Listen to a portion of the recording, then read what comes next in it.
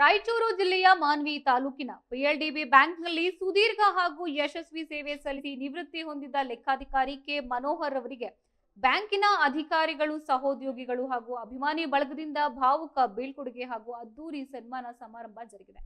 ಸಮಾರಂಭದಲ್ಲಿ ಭಾಗವಹಿಸಿ ಮಾತನಾಡಿದ ಸಹಕಾರ ಸಂಘಗಳ ಉಪ ನಿಬಂಧಕರು, ಸಾಮಾನ್ಯ ಸರ್ಕಾರಿ ನೌಕರನಾಗಿ ಕಚೇರಿಯಲ್ಲಿ ಕೆಲಸ ಮಾಡೋದು ಸುಲಭ, ಆದ್ರೆ ಪಿಎಲ್ಡಿಬಿ ಬ್ಯಾಂಕ್ನಲ್ಲಿ ಕಾರ್ಯನಿರ್ವಹಿಸೋದು ಅತ್ಯಂತ ಕಷ್ಟಕರ. ಏಕೆಂದ್ರೆ ಇಲ್ಲಿ ರೈತರಿಗೆ ಸಾಲ ನೀಡೋದರ ಜೊತೆಗೆ ಕೊಟ್ಟ ಸಾಲವನ್ನ ಅಷ್ಟೇ ಜಾಗರೂಕತೆಯಿಂದ ವಸೂಲಿಯನ್ನು ಮಾಡಬೇಕಾಗುತ್ತೆ.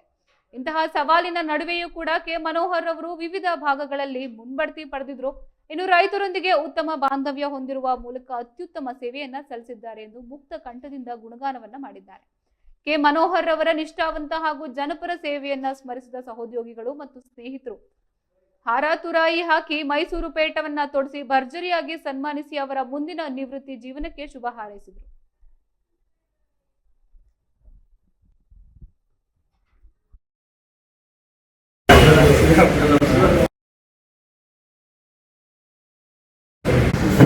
ಕೆ ಮನೋಹರ್ ಸರ್ ಇವರ ಬೀಳ್ಕೊಡುಗೆ ಸಮಾರಂಭದಲ್ಲಿ ನಾನು ರೈತನಾಗಿ ಭಾಗವಹಿಸ್ತಾ ಇದ್ದೇನೆ.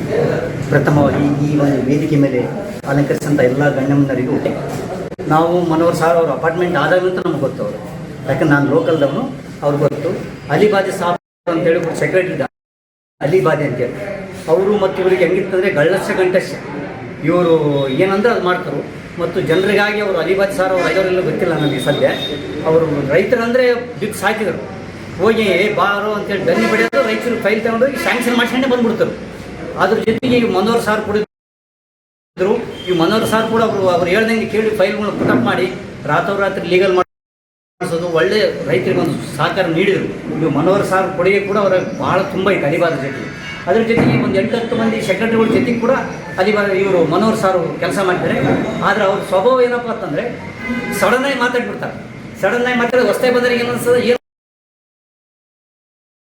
ಸಾರ್ ಹಿಂಗೆ ಮಾತಾಡ್ತಾರೆ ಇವರು ಅಂತೇಳಿ ಅವರು ಸಿಟ್ಟಾಗಿ ಜಗಳಾಡೋ ಒಂದು ಮೂಮೆಂಟ್ ಬಂದಾಗ ಮತ್ತೆ ಆಮೇಲೆ ಬಂದು ಅವರೇ ಬಾಣ ಬಾ ಅಂತೇಳಿ ಕರೆಕ್ತಕ್ಕಂಥ ಗುಣ ಕೂಡ ಮನೋಹರ್ ಸಾರಲ್ಲಿ ಐತೆ.